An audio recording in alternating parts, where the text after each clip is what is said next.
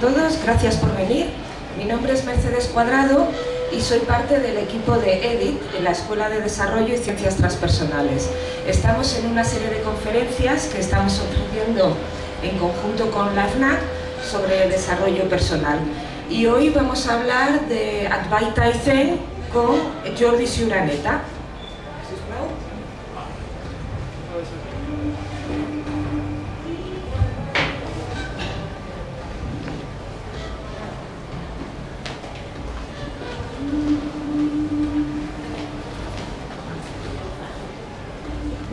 Vale, buenas tardes. Mi nombre es Jordi Ciuraneta. Vamos a hacer lo siguiente. Yo hago un poco la presentación de un poco cuál ha sido mi línea para un poco ubicarme. Yo empecé con una línea de Paramahansa Yogananda durante muchos años, que era un maestro de India, y en donde básicamente se trabajaba el Kriya Yoga. Y luego con los años, pues aquello que tú vas caminando y por lo tanto vas encontrando otras cosas. Estuve en Siddha Yoga, que de Baba Muktananda, que estaban en Barcelona. Bueno, pero vas descubriendo cosas, y entonces al final encontré a Ramana Maharshi. Ramana Maharshi es dentro del Vedanta, en India, del Advaita, que significa la no dualidad. Entonces, claro, yo pasé de una filosofía a otra muy distinta. De alguna manera me costó, tardé años en pasar, ¿no? Pero poco a poco me fui introduciendo en el Advaita, y ahora pues prácticamente practico Advaita desde hace más de 20 años. Lo que sí es cierto es que el Zen, he podido acercarme al Zen, y sí que es cierto que hay muchas similitudes entre Advaita y Zen. Para mí es importante un poco yo querría poner una puntualización, porque pienso que todos estamos atravesando un mismo camino, todos queremos la felicidad, y es verdad que este camino nos lleva a ese estado, a un estado que cada noche en el sueño profundo podemos experimentar. Lo que pasa es que cuando estamos en vigilia o en los ensueños aparece el ego y hay una identificación con las formas, y entonces lo que realmente nos ocurre es que nos identificamos con este personaje que estamos interpretando y perdemos de vista el actor que realmente somos. Entonces hay una cosa que es importante para mí, y es de que todas las personas estamos atravesando el mismo camino, y cada persona está en un punto diferente. Eso significa que la visión es diferente. ¿Eso qué quiere decir? ¿Que unos tienen razón y otros no? Yo no lo veo así. Simplemente cada persona lo que hace es decir lo que ve. Si tú estás más cerca, tienes una visión. Si estás más lejano, tendrás otra visión. Pero no es que uno tenga más razón que el otro, simplemente que la visión cambia. Entonces, por eso en el mundo en que vivimos hay esa dispersión. Y entonces, centrándonos y aclarando ese punto de que todo el mundo tiene su visión, por lo tanto todos tienen sus razones, es cierto que hay gente que ha profundizado más, está más cerca a ese estado, le podríamos llamar de realidad, no de dispersión, y a partir de ahí pues nos pueden ofrecer unos caminos más, como te diría yo, más estables que no otros. En una ocasión leí que en el planeta habían 7 o 8 grandes ríos que desembocaban directamente en el océano del mar, en el océano. Y se dice entonces que en el planeta hay 7 o 8 grandes corrientes mentales o espirituales que desembocan directamente en el ser.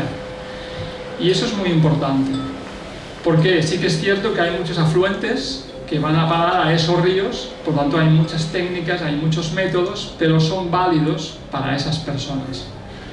O sea, cada persona, hay una frase muy conocida, que era que todo tiene su estación y cada propósito su tiempo bajo el cielo. Eso significa que todo llega cuando tiene que llegar. ¿Por qué razón el Zen y el Advaita y estas grandes corrientes espirituales? ¿Por qué existen? Según los rishis, las antiguas escrituras de India hablan de ciclos de 24.000 años que el planeta va reviviendo. Eso quiere decir que se pasa de un nivel de conciencia de 0 a un nivel de conciencia de 10 en 12.000 años y luego vuelves a caer en el estado de plena ignorancia. Según los rishis, nosotros en el año 500 después de Cristo tocamos fondo. Así que eso significa que en los últimos milenios varias civilizaciones fueron desapareciendo. Y lo que quedó de ellas fueron estas enseñanzas. Y básicamente estas enseñanzas están en Asia. Es en donde por lo menos han quedado. Seguramente habrán otras partes del planeta en que desapareció todo, inclusive las enseñanzas. Pero sin embargo en India y en China serían los dos puntos en donde ahí quedó esa raíz, ¿no?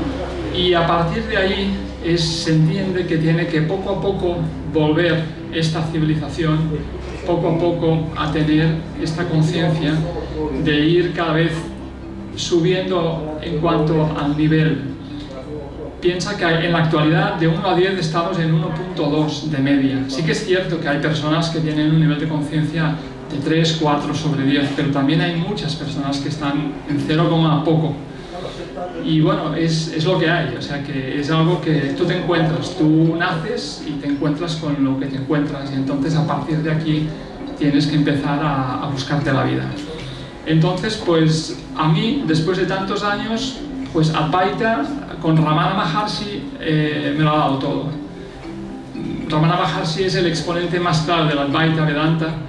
Él vivió en los primeros 50 años del siglo pasado en el sur de India, en Arunachala, que es una montaña parecida a Montserrat, pero mucho más pequeña, que por cierto, yo nunca jamás he estado. O sea, yo no he estado nunca en India.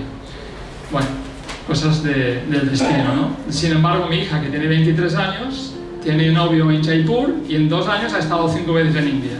Son esas cosas que dices, ¿cómo puede ser, no? Yo llevo casi 50 años en el mundo del yoga siempre.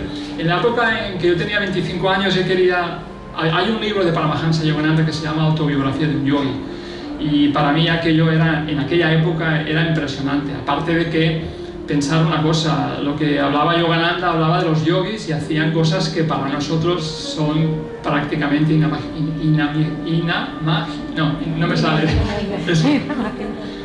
Entonces yo decía, yo quiero ir a India y quiero recorrer todas estas zonas que Yogananda hablaba.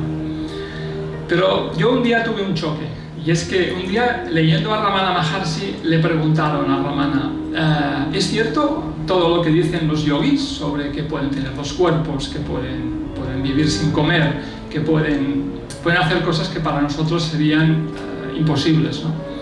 Su respuesta fue esta, dice, sí, son tan reales como esta mesa, dice, pero ni esta mesa ni aquello son la realidad es otra cosa.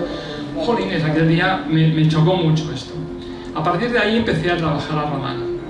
Entonces entramos, ahora me podéis cortar en cualquier momento, o sea, cualquier cosa que creéis que puntualizar o lo que sea, o cualquier pregunta, porque si no, pues yo no paro. Entonces, ahí empecé yo con Ramana Maharshi. Ramana Maharshi lo que nos enseña en su enseñanza fue de que nosotros en realidad lo que somos es el yo, solo el yo. Tú siempre dices, yo me llamo pues, Jordi, yo. En realidad somos el yo, el me llamo Jordi es el ego. El ego es la mente, está a caballo entre lo que es el cuerpo, la materia y la esencia. Cuando este ego se identifica con la materia es materia, cuando se identifica con la esencia es esencia. Entonces, hay una cosa que no sé si vosotros conocéis, el símbolo del Zen, que es como una circunferencia que está abierta por un lado. Esto significa que lo que está dentro de este círculo se le denomina mente, y a todo se le llama la no mente. Eso por ejemplo, los patriarcas del antiguo Zen, que era el Chan, ellos hablaban en esos términos, ¿no?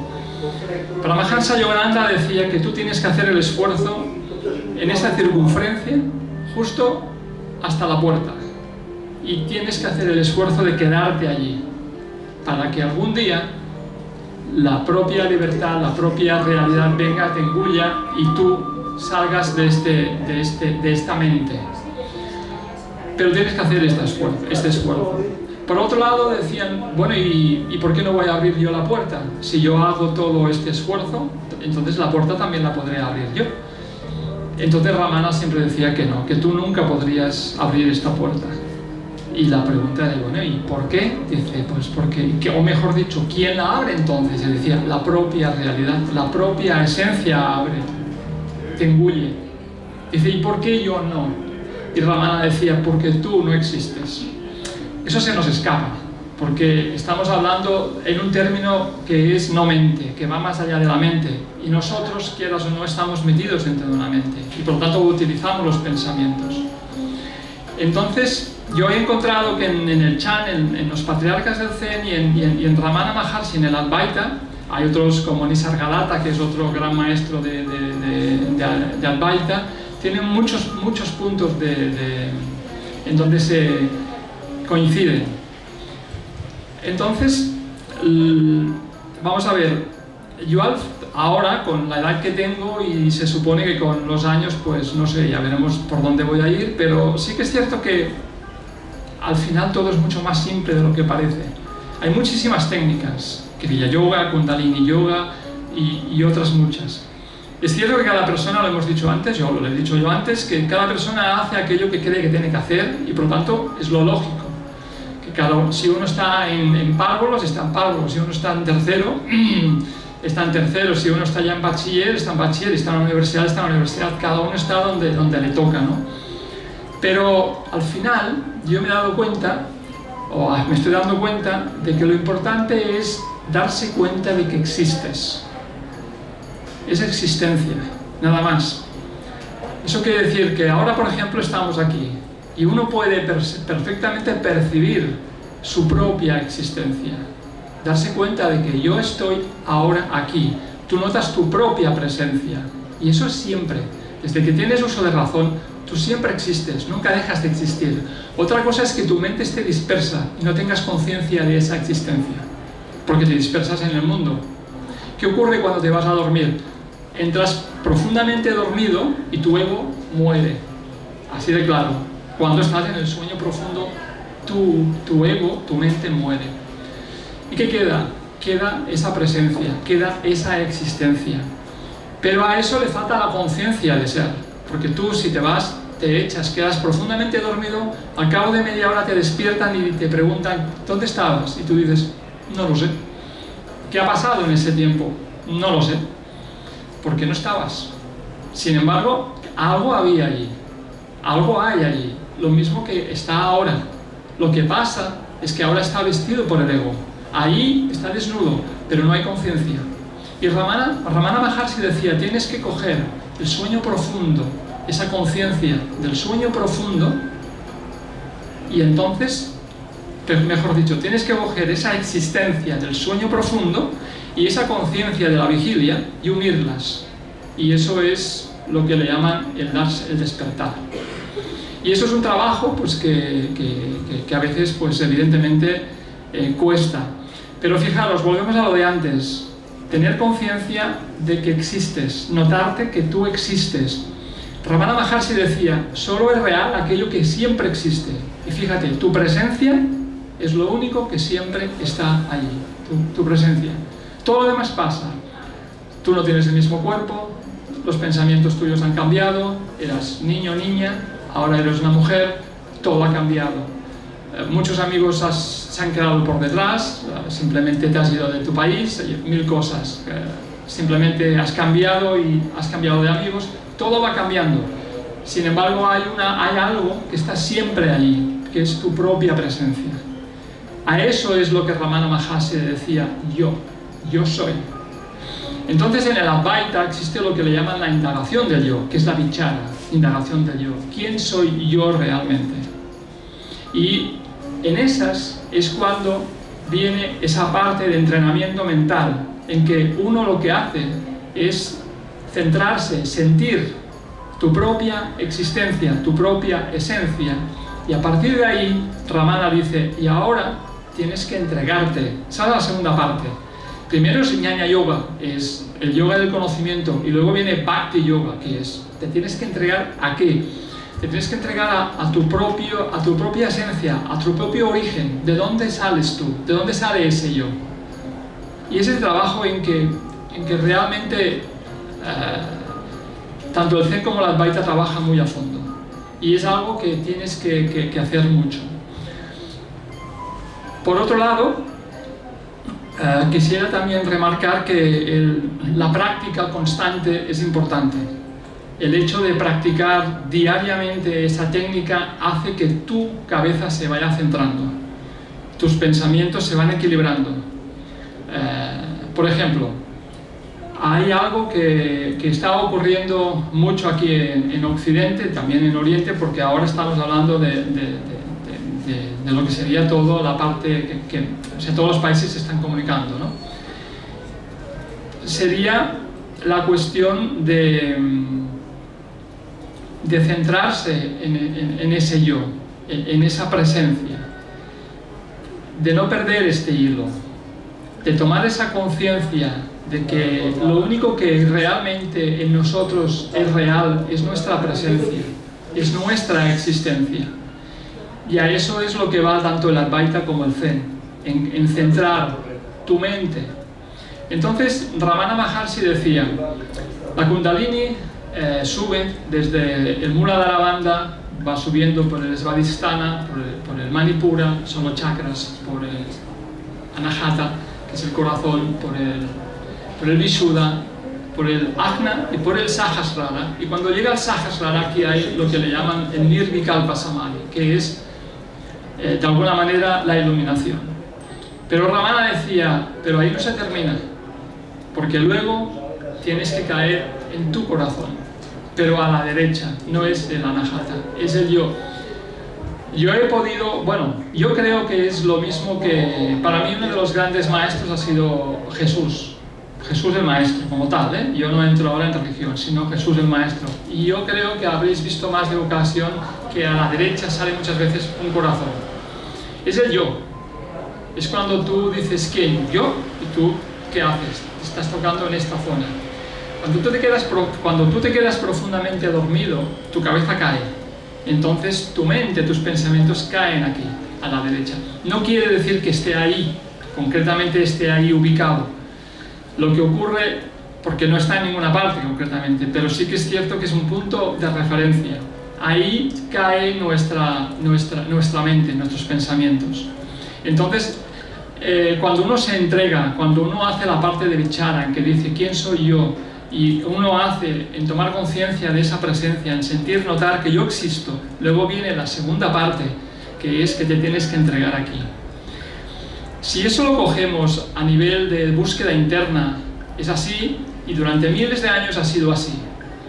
Y uno de mis intereses en estos últimos años, pues yo me ha tocado vivir con personas que han tenido problemas con las drogas, etcétera, etcétera, y he estado hablando con psicólogos, he hablado con centros de drogadicción. ¿Y qué pasa? Y cuando encontramos a personas que sus pensamientos dominantes son brutales, que tienen una fuerza increíble, esos pensamientos no bajan. No hay manera. Por ejemplo, una persona puede ser adicta a la cocaína porque a los 30 y pico de años pues se enganchó, simplemente. Y llega un momento en que esa persona se da cuenta que tiene un problema y esa persona va pues, al psicólogo, hace sus tratamientos y se puede salir. Pero pensad que aquellos chicos que empiezan con 14, 15, 16 años y se enganchan a la cocaína y al alcohol, porque va muy, muy junto, nunca más se van a curar. Es que es imposible, porque los pensamientos dominantes en su cabeza han crecido tanto que llega un momento que tocan techo.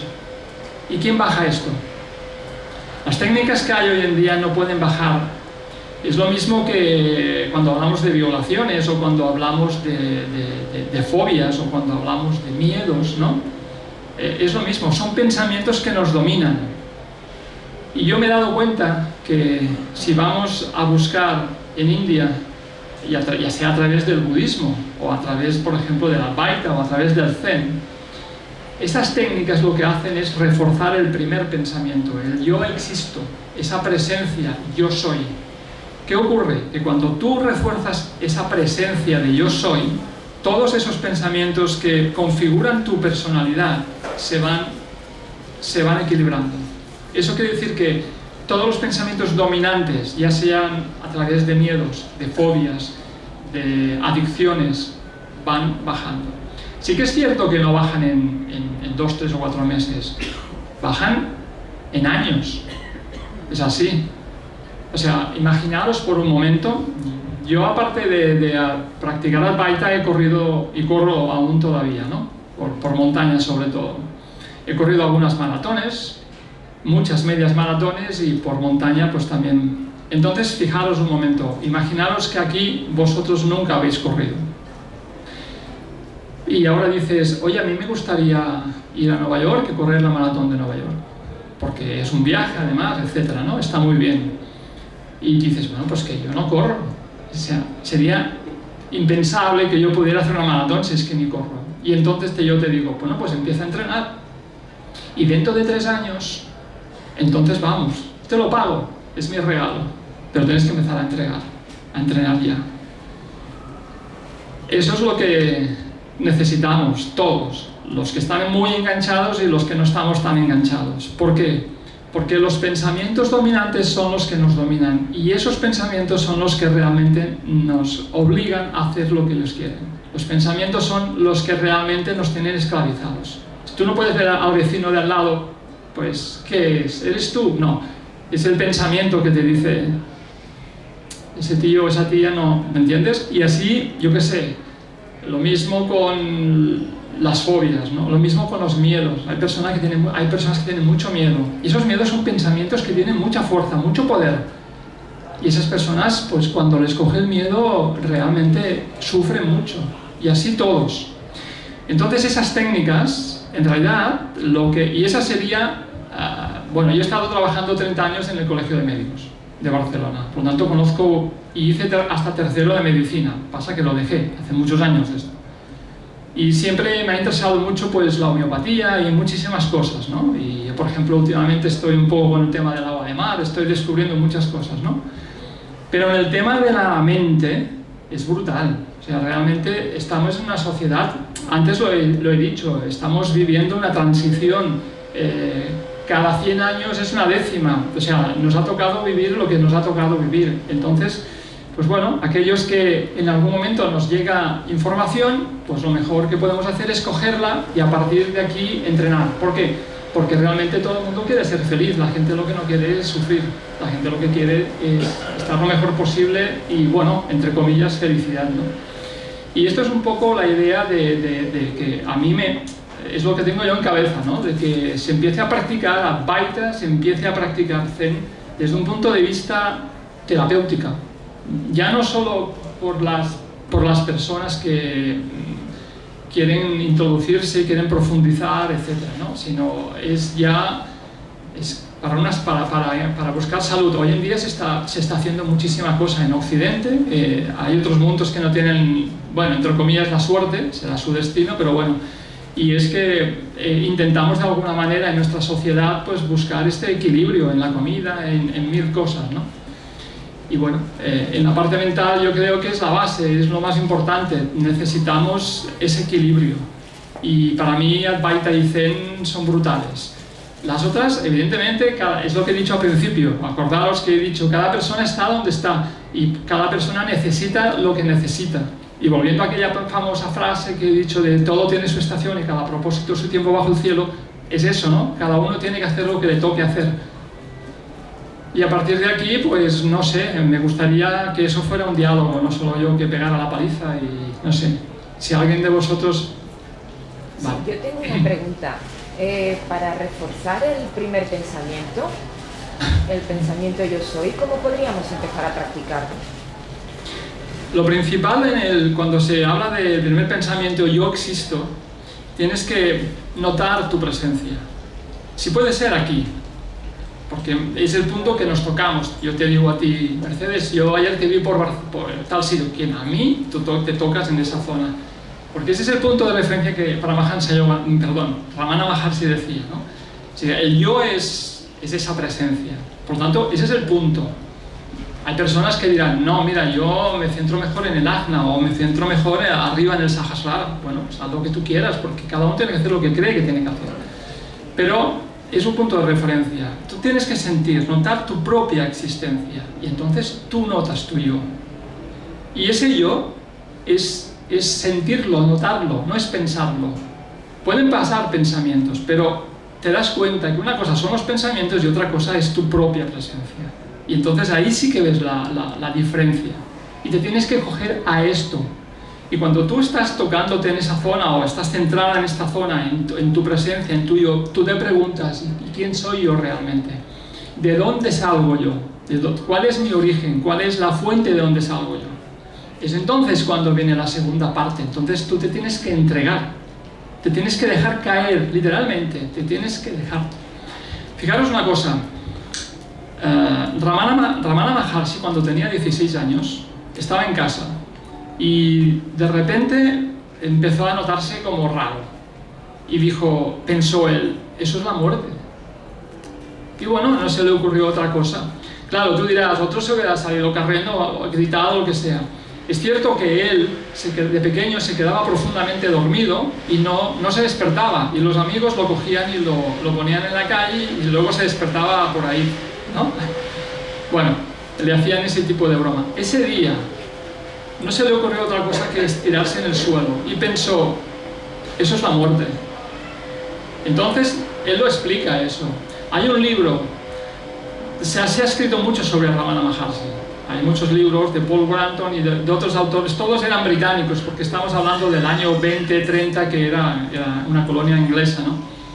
Pero hay un libro en el de Saddarshanam, que es la percepción de la realidad, en que Ramana Maharshi ahí lo explica. En otras partes también se explica. Él, cuando está en el suelo, piensa que se va a morir, porque está sintiendo algo que no sabe lo que es. Y él empieza a pensar, eso es la muerte. Ahora cogerán el cuerpo, lo van a llevar al crematorio, lo van a quemar. Eso pensó. Y dice que de repente notó como algo de dentro lo engulló. O sea, se lo tragó, literalmente. Ya está, se acabó. Tú dices, pues si él no hizo nada, ese chico. Bueno, pero fue así. Estuvo luego 50 años él en una montaña. Es cierto que estuvo a punto de morir, porque él se fue a Arunachala, se metió en una gruta y ahí estuvo meses, que no comía prácticamente, claro, cogió infecciones en las piernas, pero es que él no era consciente de su cuerpo. Entonces sí que con el tiempo las personas que... Arunachala es una montaña sagrada que está en el sur de India y que ya milenariamente es una montaña en donde los sadhus, los buscadores de eso que queremos ser todos, ¿no? Que es ser felices, pues todos, cada uno tiene su manera y su ilusión. Y vieron a un chico de 16 años y les llamó mucho la atención y lo empezaron a cuidar. Y es cierto que ya con el tiempo él empezó a volver, ¿no? Y ya se quedó 50 años en esa montaña. Pero fíjate lo que hace él se estira en el suelo y se abandona y se entrega totalmente. ¿Para qué? Para que esa presencia se lo trague. Y para mí esa es la técnica más puntual. Hay un libro de Wangpo, que es uno de los patriarcas del Zen, que dice exactamente lo mismo. Dice, échate en el suelo, como si fueras a morir. Dice, y abandónate. Coge todo lo que has aprendido y tíralo. Vacíate. ¿Para qué? Para que venga la realidad y te pueda engullir y se te puede tragar. Es así de simple. Lo que pasa que también es cierto que nuestra mente es tan compleja y tan complicada que eso es algo se nos hace difícil, ¿no? O sea, de entender que sea tan fácil. O sea, dices, no puede ser tan fácil, ¿no? Pues parece ser que sí, que lo es. Lo que pasa es que tenemos que entrenar a que nuestra mente, poco a poco, pues se vaya de alguna forma liberando y que poco a poco vaya entendiendo que es muy fácil, que simplemente te tienes que echar en el suelo, como si te fueras a morir, para tener la muerte del ego, porque en realidad lo que buscamos todos es esa muerte del ego para ser felices, porque esos pensamientos son los que realmente nos tienen enganchados. Y vuelvo a lo de antes, para mí la terapia ideal y fantástica sería que la gente practicara, sobre todo la gente que está con problemas, ¿no?, de todo tipo, que son mentales, y sabemos que está una sociedad que es muy enferma, pues pudiera practicar esas técnicas para liberarse, porque esos pensamientos son los que realmente nos están de alguna forma oprimiendo y no nos dejan ser libres. Son técnicas de desconexión. ¿Perdón? Técnicas de desconexión. Sí, se puede mirar desde dos puntos de vista. Tú lo que puedes es negar aquello que estás tú sintiendo, el neti, que es eso no, eso no, eso no. Y luego hay la otra parte que es de, precisamente, de alguna forma, ¿cuál sería la manera de decirlo? Sentir, notar aquello que está siempre presente en ti. Ramana Maharshi decía que no hacía falta negar nada. Y los maestros de Zen también dicen, ¿por qué vas a negar lo que no existe? O sea, ellos lo que quieren es reafirmar lo que hay, lo que es. Tú reafirmas lo que es. Sí que es cierto que hay técnicas ¿has dicho de desconexión? Sí, en esta sociedad que vivimos. Correcto. Sí, pero, y eso hay muchas técnicas que trabajan esto. Pero en el caso de Ramana o del Zen, dicen que para qué vas a negar algo que no existe. Entonces dice, lo que tienes que hacer es reforzar lo que tú eres. ¿Y qué eres tú? El yo.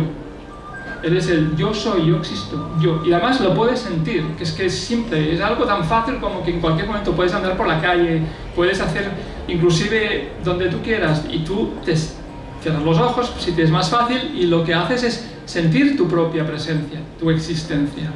Eso es lo que hay que trabajar, eso es lo que hay que ir trabajando, que esa conciencia vaya tomando cada vez más fuerza y más fuerza. Entonces, ¿qué pasa con estos que están aquí dentro? Se van equilibrando. Sí, pero también puede haber una confusión de pensamientos, ¿no? En el yo me quiero, el yo existo, y si hay una serie de pensamientos que te llevan a equívocos, puede haber un mal ego. Sí, sí, entiendo, pero no sucede, porque el yo existo, si coges una línea Zen, como pueden ser los patriarcas del Zen, si coges una línea budista, de ciertos niveles de budismo que también lo trabajan muy bien, si coges a Ramana Maharshi o a Nisargadatta, si coges al mismo Jesús, no sé, o sea, cada uno tiene que buscar aquello que hemos dicho un poco de los grandes ríos, ¿no? O sea, que los que van directamente al océano. Si tú coges eso, no hay ningún peligro. Cuando es el yo, no es el ego. Es el yo existo. ¿Quién existe? Existo yo. El ego son los pensamientos que van pasando por tu cabeza que te dicen, ahora vas a hacer eso, ahora cámbiate de lo otro, ahora lo otro. Pero el yo existo, no. Y lo bueno del caso es que cuando estos pensamientos se van equilibrando, van perdiendo fuerza, entonces el yo no se ve obligado a decir, ¿ahora qué me dice que tengo que hacer? El Señor, amo y Señor, este pensamiento o estos pensamientos son los que me están diciendo, yo tengo que hacer, me toca hacer esto. Y no puedes, porque tienen mucha fuerza, te tienen atrapado, te tienen cogido. Ya, pero tú eres primero que acelerar esos planos vibratorios, que son los pensamientos de Jesús y los de los maestros, para tener un ego bastante equilibrado, ¿no? Claro. Para no confundirlo con el ego de lo que es la vida cotidiana. Sí, por eso Ramana decía, tú échate en el suelo y como si te fueras a morir. O sea, porque no tienes que tener miedo a la muerte, porque la muerte no existe. Porque la muerte, ¿de qué? ¿De qué hablamos? ¿Qué es lo que se va a morir? En todo caso, lo que se va a morir es la estupidez, la ignorancia, la inconsciencia. Eso es lo que tiene que morir. Entonces, ¿qué queda? La presencia. La presencia. Hombre, tampoco vamos a entrar ahora. Yo seguí antes a Paramahansa Yogananda durante muchos años y bueno, Paramahansa Yogananda hablaba del plano físico, el plano astral, el plano mental, que están todos dentro de la mente, pero los bodhisattvas, pero los maestros Zen dicen, puedes estar en el infierno o puedes ser un bodhisattva, que es un liberado, que están en el plano mental, dice, pero todos están en la mente. O sea que lo que hay es que salirse de esa mente. Pero eso son palabras mayores. O sea, yo también lo que estoy intentando hacer es que, y vuelvo un poco a lo de antes, que como terapia es brutal. Como terapia es brutal. Yo lo sé por experiencia. Porque, a ver, ¿quién no ha tenido pensamientos aquí cuando tenías 20, 30, 40, 10 que te estaban diciendo lo que tenías que hacer? O sea, yo con los años he podido aprender a que si tú realmente entrenas ese tipo de entrenamiento, eso se va equilibrando. Y esos que te están dominando van perdiendo fuerza. Yo soy psicóloga Sí. y quería preguntarte que en ocasiones con los pacientes te encuentras que muchas veces los pensamientos del yo soy se confunden con los pensamientos dominantes. Es decir, no diferencian cuáles son dominantes y cuáles son del yo soy, porque los tienen tan asumidos como suyos. Sí, eso es cierto. Eso es cierto. Pero eso es como si tú ahora, es como si tú ahora dices que coges medias maratones y yo te digo, vamos a correr una maratón. Y tú dirás, vamos, pero en el kilómetro 30 te vas a romper. Porque tu cuerpo está preparado para entender 20 kilómetros, pero no para poder correr 40 kilómetros. Lo mismo, cuando tú le estás hablando a una persona, el yo soy, y lo confunde, es porque su mente no está preparada para entender eso. Entonces, por eso te he dicho que cada persona está donde está, entonces cada uno tendrá la terapia que necesite. Claro. Lo que pasa es que, claro, cuando estamos hablando de personas que tocan techo, ya sean, fíjate, un violador que no puede, o sea, si ve a una mujer, pues la tiene que violar, o tiene que matar a alguien, yo qué sé, por decirte algo. ¿Cómo bajas ese pensamiento? Para mí, las técnicas que quedaron de las antiguas civilizaciones que hemos hablado antes, que fueron terminando hasta el año 500 después de Jesús, que ahí tocamos cero, ahí quedaron estos residuos y estas enseñanzas, y son estas las que van a levantar el planeta otra vez. Y esa dualidad, dices, ¿qué sentido tiene? Y dices, pues, la verdad es que ninguno, pero ahí está, o sea, no puedes hacer nada. Nos toca vivir lo que nos toca vivir, es eso. Tenemos herramientas para trabajarlo, vale. Cada uno hace lo que puede, ya fíjate, además, ¿quién tiene razón? Todo el mundo tiene sus razones, por lo tanto todo el mundo defiende su parcela y lo que le toca vivir. Yo creo que esto es lo que realmente es importante, ¿no? Tener esa mente abierta de decir, bueno, entonces el Zen y el Advaita, ¿para qué vamos a trabajarlo? Para mí es trabajarlo muy en serio. Ya, o una de dos, o personas que realmente ya les toca llegar a tocar fondo, o sea, ¿vale? O bien, a nivel terapéutico, yo creo que esas personas que no se curan jamás, porque están siempre esclavizadas por esos pensamientos tan fuertes, claro que tardarán años, ¿eh? Evidentemente tardarán años. Pueden tardar 4, 5, 6, 7, 10 años, pero es que las otras personas, a no ser que tengan dinero, que vengan de familias ricas, entonces sí, estas personas pueden vivir años. ¿Por qué? Porque, bueno, van haciendo descansos, ¿no? Pero generalmente lo que hacen es que se llevan por delante la economía de la familia. Se quedan endeudados con todo el mundo. Y eso es real con la cocaína, ¿no? El tema de la cocaína es horrible, por ejemplo, ¿no? Y otros casos también, ¿no? Pero si esas personas pudieran entrenar Advaita o Zen en los centros y luego en casa, y luego, claro, es una herramienta que tú tienes para luego trabajarla tú, no para que depenga, o sea, estamos hablando otra vez de la dependencia, tengo que depender de ese señor, no tienes que depender, durante un tiempo sí, pero luego ya, no, luego ya trabajarás tú, entrenarás tú, etc. No sé. Amor, ¿qué dios? ¿No hay ninguna más pregunta? Sí, yo también, bueno, quería preguntar. O si alguien no está de acuerdo, quiero decir, si dice, no, eso que has dicho no me gusta, pues también, claro, ¿no? Dime. Para diferenciar los pensamientos del yo soy y de la presencia, por ejemplo, una técnica como la no identificación del Zen o algo así, se podría... Fíjate que en el Zen lo que se intenta hacer, fíjate, escuelas de Zen hay muy pocas, si las comparas con centros de yoga. Porque para el Zen, para hacer Zen, tienes que tener tú, de tu nacimiento, cierta tendencia ya, adquirida, en tu pasado, en tu código genético, llámalo como quieras. Nivel espiritual. Sí, nivel espiritual. Entonces, me refiero a que, ¿quién hace Zen? Fíjate, muy poca gente. ¿Por qué? Generalmente el Zen, yo he ido a algunos... Yo, por ejemplo, he sido una persona que... Yo cuando tenía 25 años me fui a un retiro con un maestro que venía de Babaji, que era un avatar de la línea esa de Kriya Yoga en India, y para nosotros era algo extraordinario. Yo no aguanté 2 días, me entró un yuyu impresionante, me tuve que ir, y cada vez que he intentado hacer un retiro, algo pasa en mí que hay como una especie no, o sea, no, así no. Y en el Zen, claro, a ti te dicen, ponte de cara a la pared durante 2 horas, sin hacer nada. Es que, claro, la gente dice, sí, chico, ¿yo qué hago? O sea, no.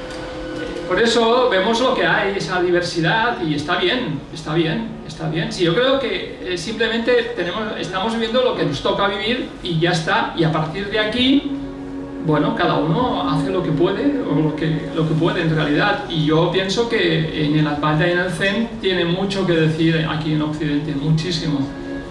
Y sobre todo a nivel terapéutico, ¿no? Que de alguna manera se puede decir que es terapéutico a todos los niveles, porque quieras o no, a ver, yo creo que sinceramente estamos todos bastante mal, o sea, en general, ¿no? O sea que así creo que es algo que bueno, que nos equilibrará, nos hará... O sea, el gran problema es que no somos felices porque nos dominan. A nadie le gusta, ¿no?, tener un jefe que te está machacando. Dice, tú hacer lo que yo te diga, y tú dices, tengo que hacerlo porque si no me echan.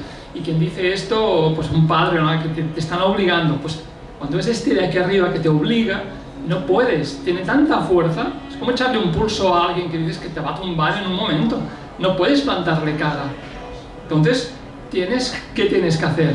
Tienes que, desde mi punto de vista, hay varias herramientas, pero para mí la mejor herramienta es reforzar esa existencia.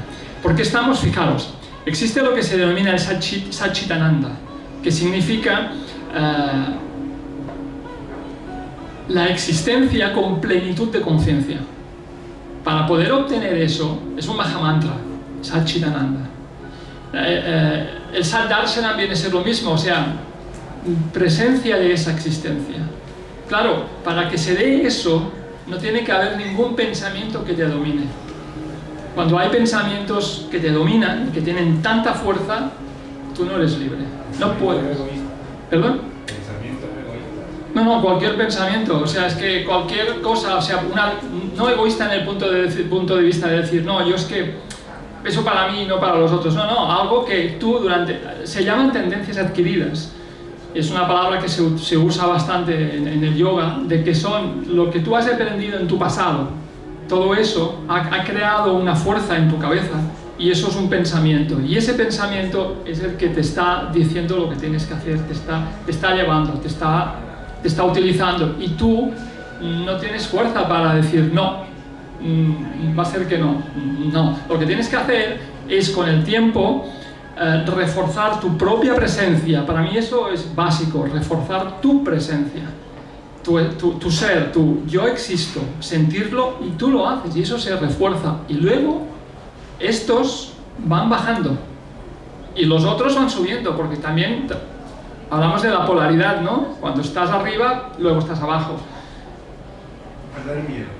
¿Perdón? Perder el miedo. Sí, pero el miedo, o sea, los pensamientos dominantes provocan miedo, fobias, adicciones, cantidad...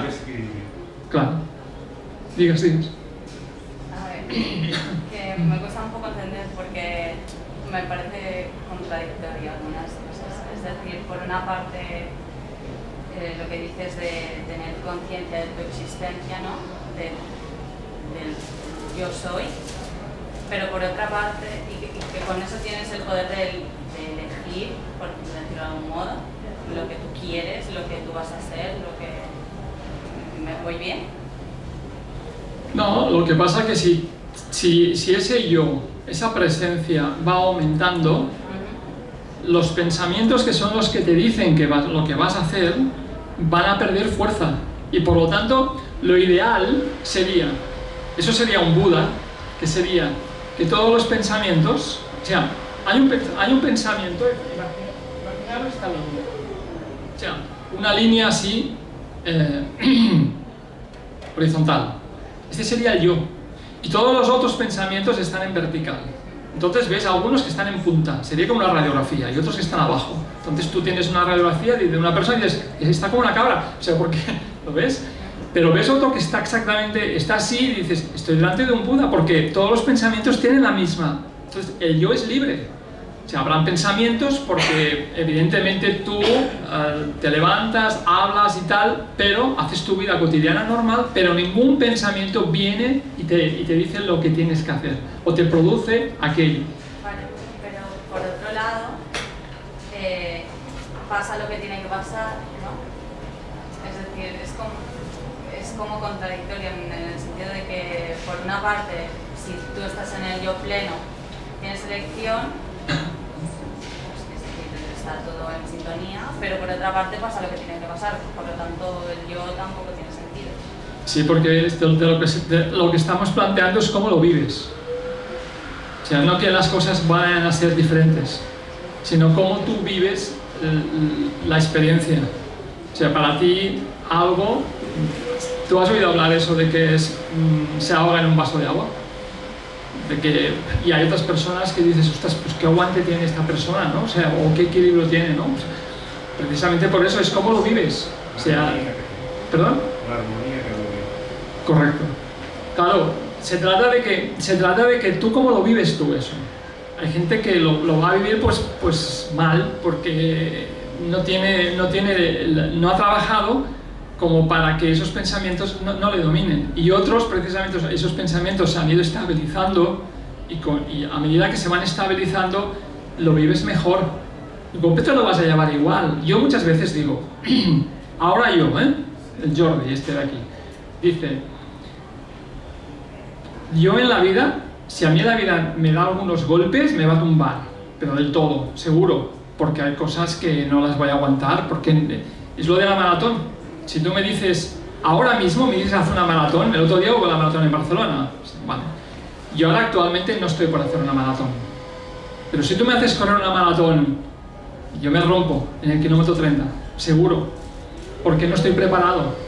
Pues es lo mismo, si tú dejas de entrenar, lo físico es evidente, dejas de entrenar, pero la mente no, tú vas entrenando, tú vas entrenando, tú vas entrenando, y no dejas nunca de entrenar, porque es como si siempre estuvieras corriendo, que no es el caso, ¿no? Pero tú vas entrenando, porque vas viviendo la misma vida, el cotidiano de cada día es el entrenamiento tuyo. Y por lo tanto, tú cada día practicas, estés en la casa, vayas caminando por la calle, estés con otros amigos, puedes estar en medio del centro de la Plaza Cataluña lleno de gente. Da igual, tu mente está centrada en tu esencia, en tu presencia. Eso. Fijaros que son dos cosas que hemos puntualizado. Uno es tu parte espiritual, tu búsqueda interior, y luego digo yo, la parte terapéutica. Claro, hay gente que simplemente lo hace porque realmente puedes hacer cualquier técnica porque a ti te gusta. Pero luego también digo yo, eso hay que trabajarlo a nivel terapéutica. Y a mí me consta que yo además ya os he dicho que conozco mucho ese mundo médico. No se trabaja Advaita y Zen, simplemente porque no se trabaja. Yo cojo a un psicólogo y le hablo de Advaita y Zen, y yo hice hasta tercero de medicina y lo dejé, y luego me he dedicado a esas cosas. Y el destino, ahora entraríamos en otra cosa, el tema del destino sería otra historia, pero bueno, hoy no toca esto. Pero me refiero a que te das cuenta que esas técnicas curarían a muchísima gente. Y bueno, y a mí me gustaría que eso entrara en la universidad. Mira que te digo, que en la universidad enseñarán Advaita y enseñarán Zen a los médicos, sobre todo en lo que serían las especialidades, ¿no? En los psicólogos, los psiquiatras, etcétera, ¿no? Porque entonces tendrían una herramienta muy válida para tratar a casos muy extremos que no tienen cura, no tienen cura. Pero los laboratorios no están muy de acuerdo. Ya. Una especie de traducción de lo espiritual a lo psicológico. Ya. Para que pueda entrar en la universidad. Sí, parten cursos. A ver. La mindfulness se imparte en cursos en Estados Unidos, en universidades, un montón. decir. Sí, pero claro, mira, y hoy estoy hablando yo de esto aquí, o sea que algo se hace, pero claro, esto es un combustible, un granito de arena. Claro, es poquito. Que estés ahí te está diciendo en realidad de cambiar la percepción. Delante de la misma situación, claro, las situaciones nunca cambian. Lo que ha de cambiar es la percepción. Claro. Y es fantástico. Cambias la percepción porque no te identificas y no te afecta. La otra persona sí, claro, todo, nada cambia, son nuances, ¿no? Ya, pero en Occidente las personas estamos mucho más centrados en lo que es el exterior y en Oriente la gente está más... Bueno, hoy en día ya quizás no tanto, está todo muy globalizado, ¿eh? Ya no es tanto eso. Yo creo que el planeta está como está, el planeta todo está como está, y estamos en 1.2 de conciencia, 1.2. ¿Por qué? No lo sabemos, pero es lo que hay. Y entonces pues hay mucho sufrimiento en el planeta. El otro día la OMS, después de muchísimos años, dio unos datos que en Cataluña se suicidaban 2.500 personas aproximadamente, no, perdón, 500, y en todo el Estado español casi 3.000. Y en todo el planeta se calcula que unas 700.000 personas se suicidan cada año.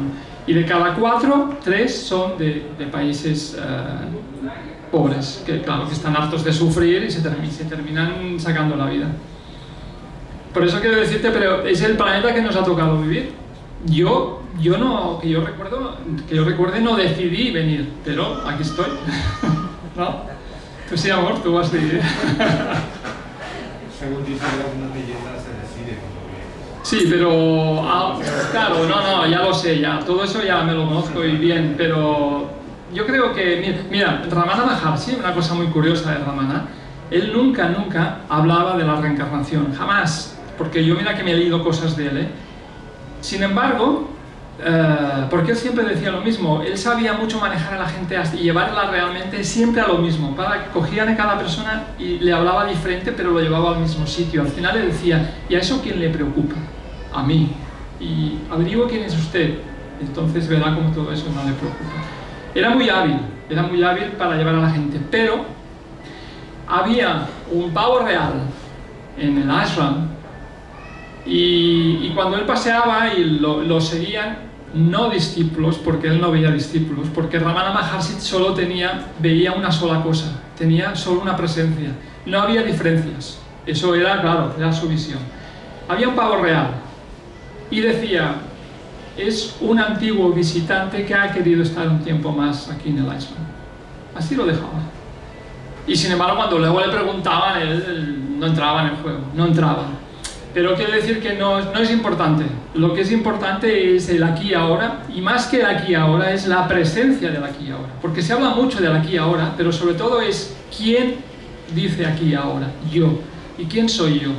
Y luego es cuando empiezas a bucear en tu interior, cuando empiezas a buscar en tu...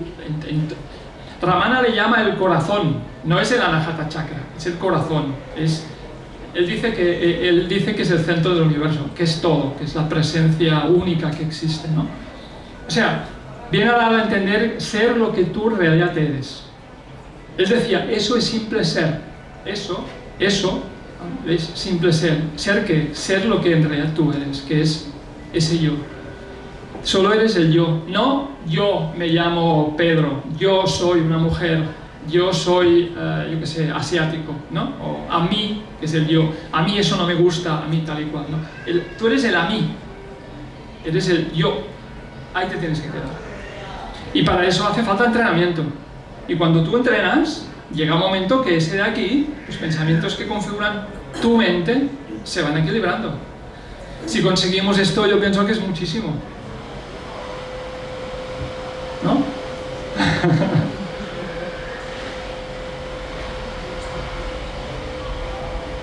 ¿No hay más preguntas sobre Advaita, sobre Zen?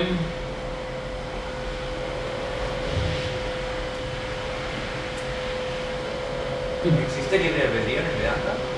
¿O todo sucede por la conciencia, yo soy? O sea, cuando he entrado, he hablado, no estabas tú creo, he hablado de que hay un camino que todos estamos atravesando y luego cada uno está donde está. Entonces, como que cada uno está donde está, cada uno es como es. Y por lo tanto la visión de cada uno es diferente. A medida que te vas acercando a esa realidad, tu visión es cada vez más clara. El libre albedrío, cuando más lejos estás, hay más libre albedrío. Cuando más te acercas, hay menos libre albedrío. Y cuando, según, y aquí evidentemente son palabras de Ramana, es aquello que os he dicho antes, ¿no? Decía, ¿quién va a abrir la puerta? Dice, la realidad. Dice, ¿por qué yo no? Y le contesta, porque tú no existes. Y yo he dicho antes, eso ya se nos escapa. El libre albedrío desaparece. Si tú, por ejemplo, fíjate, ya no voy tan allá, cógete el Bhagavad Gita con Krishna y su discípulo Arjuna. Estamos hablando de hace, no sé, 3000 años atrás, que habían clanes familiares que entraban en lucha entre ellos. Entonces, Arjuna era de la casta guerrera. Y llega un momento que está en el campo de batalla. Y entonces, ese día que está en el campo de batalla, le empiezan a flaquear las piernas. Krishna se le aparece por ahí y le dice, ¿qué te pasa? Y dice, es que ahí en el otro lado hay familia mía.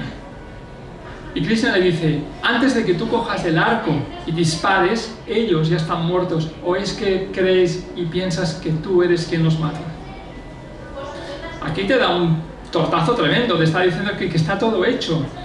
De hecho se dice que todo está construido. O sea, el pasado de alguna manera ha construido el presente que se está realizando y también el futuro ya está construido, pero que todavía falta realizar. Y tú dirás, bueno, pero yo puedo cambiar las cosas. Ya está construido que tú cambies las cosas. O sea, es el guión de una película. Si tú estás a mitad de una película y dices, no, no, corten, yo es que eso quiero que vaya de otra manera, te van a decir, va a ser que no, el guión de la película está hecha. Es aquello que decíamos del personaje. O sea, el ego se identifica con el personaje, no con el actor. Se dice, hay un solo actor y hay millones de personajes. Entonces, ¿qué pasa? Nos estamos identificando con el personaje. Y entonces, pues estamos viviendo la película de este personaje. Y todas las enseñanzas que buscan, que te identifiques con el actor, que te liberes, que salgas y que seas el único actor que en realidad existe. Pero hasta ese alejamiento de la realidad, que hay libre albedrío, ¿no está un poco programado? ¿No forma parte de un juego de la propia conciencia que pueda alejarse y a perderse para luego encontrarse? Se dice eso, también dice Ramana, mira, Ramana Maharshi decía, el día que te des cuenta de la realidad, verás que nunca te has movido de ella. Eso es muy fuerte. Fíjate lo que te dice, nunca te has movido de ella, siempre has sido eso. Te está diciendo que solo existe la realidad, y que en la realidad no hay nada. Y dice, y todo esto, él dice, es la visión la que es errónea. No te está negando. Él, por ejemplo, hablaba mucho de la pantalla de cine, y es un ejemplo que está muy bien de Ramana Maharshi. La pantalla de cine, decía, ahí está siempre la pantalla de cine, siempre está la pantalla. Tú te sientas en el cine y ves la pantalla, ahí está, siempre está, presente.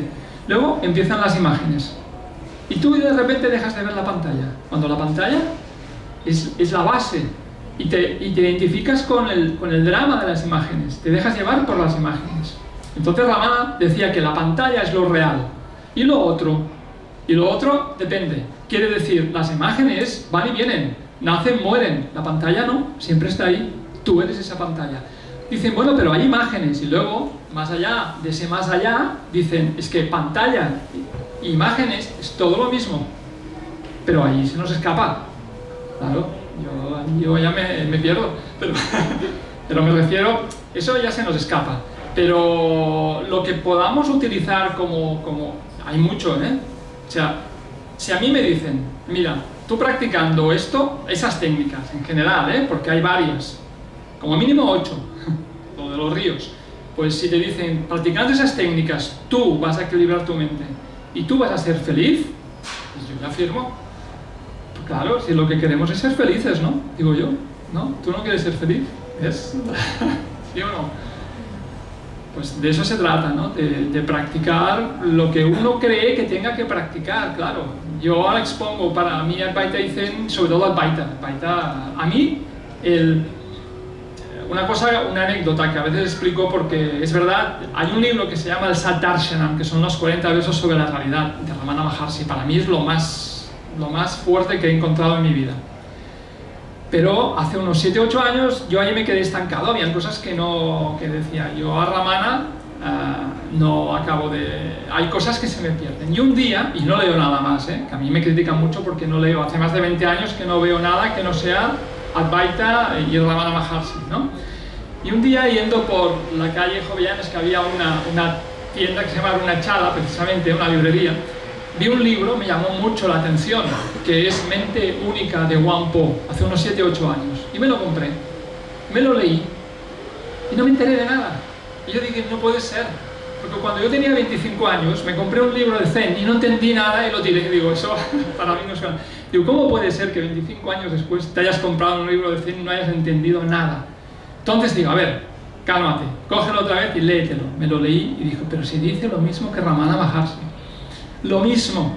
Inclusive dice, hay un apartado en este libro que habla de estírate en el suelo, que es la experiencia que tuvo Ramana. Y entonces, esa visión diferente hizo que comprendiera lo que de Ramana se me escapaba. Yo creo que mentalmente ya no se me escapa nada, pero hay una cosa, que es que no depende de mí. O sea, la libertad, esa liberación, no tengo muy claro yo, que no depende de mí. O sea, a ver, fíjate una cosa, yo ahora mismo soy existido, yo existo. ¿Pero por qué? ¿Porque yo quiero? No. Soy respirado, soy pensado. O sea, no depende de mí. Más aún, a nivel psicológico, cuando uno se da cuenta que no depende de él, entonces el problema desaparece. Fíjate bien, cuando uno se da cuenta que no depende de él, el problema desaparece.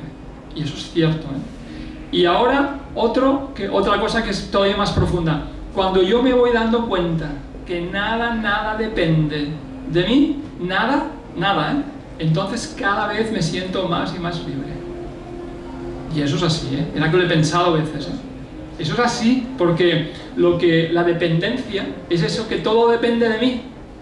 Y claro, como todo depende de ti, lo tienes que controlar todo. Y todo está ahí controlándolo todo. Entonces, ¿qué felicidad puedes tener allá? No puedes tener porque eso que no se escape, lo otro aquí. Ahora he perdido eso. Ahora he ganado esto. ¿Sabes? Todo depende de mí. Yo lo hago todo. Vale. Te toca vivir eso. Es así. Porque cada uno está donde está. Pero ya hay personas que dicen, es un dicho, que siga lo que Dios vulgue, que sea lo que Dios quiera. Quiero decir, me entrego y tal. Pero también es cierto que hay gente que todavía lo dice mentalmente, pero aún están controlando. Pero sí que ya hay gente en el planeta que se entrega totalmente, porque ya sabe que nada, porque, volviendo a lo de antes, yo existo, yo soy existido. Yo no existo porque yo quiera. Yo estoy aquí, no sé por qué, pero estoy aquí. Pero, ¿qué es lo que hace que yo exista? Yo no.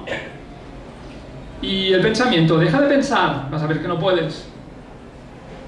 Y dejar de dormir, tampoco. Porque cuando menos te des cuenta, ¡paf!, te quedas profundamente dormido. Y además, no te das cuenta cuando te quedas profundamente dormido. Será cuando te despiertas que dije, ¡joder! Y me quedé. Uno de los problemas que tiene muchísima gente que no puede dormir. Fijaros que cuando erais pequeños todos nosotros dormíamos como un bebé, ¿sí? Pero luego uno se hace mayor, hay cantidad de problemas, hay cantidad de situaciones y entonces uno, pues el estrés y tal, dice, no puede conciliar el sueño. Y entonces, vas al psicólogo, vas al terapeuta, vas al acupuntor, vas a cantidad de gente que te ayude. Hay algunos casos pues que se ayudan, pero hay mucha gente que le cuesta. Al final terminan con las pastillas. Y luego ya es un drogodependiente de... Bueno, no son drogas, pero en el buen sentido. Dependes siempre de... ¿no? Entonces, ahí viene la cuestión. Cuando te des cuenta que el dormir no depende de ti, pero te tienes que dar cuenta, y eso hay que aprenderlo. Cuando te des cuenta que el dormir no depende de ti, entonces vas a dormir, vas a volver a dormir como un bebé. Porque tú te metes en la cama y quieres dormir. ¿Pero por qué quieres dormir cuando nunca has querido tú dormir? Siempre has sido dormido. Tienes que aceptar que el sueño viene y se te lleva, y es así, el sueño viene. La prueba es que tú luego vas por el metro o en el tren y te quedas dormido. Y dices, ostras, me he quedado dormido. ¿Por qué? Porque ha venido el sueño y se te ha llevado. Eso de la dependencia es muy relativo. Hay una frase muy bonita que dice, no busques valores absolutos en un mundo tan relativo como este, porque es así, hay tanta dispersión que todo es muy relativo. Y entonces hay que ir palmo a palmo, ¿no? O sea, paso a paso. Y eso de la dependencia es realmente interesante. Yo lo que digo es que a medida que tú vas avanzando, todo tu panorama va cambiando. ¿Quién tiene razón? Todos, porque yo veo lo que veo desde aquí. Yo seguramente ahora que tengo la edad que tengo, dentro de 5 años, seguramente lo voy a ver diferente. Si no me muevo, pues lo veré igual. Pero si me muevo, lo veré diferente. ¿De qué depende de que me mueva o no me mueva? Ya entraríamos en otras historias que ahora hoy no toca, ¿no? Y eso es un poco el panorama que he querido yo plantear sobre Advaita y Zen en cuanto a técnica como desde un punto de vista espiritual, ¿no? Y sobre todo como terapia, vamos, como terapia brutal. Pues, ¿ya estamos? ¿O hay alguna pregunta última o no? Pues ya estamos. Pues muchas gracias.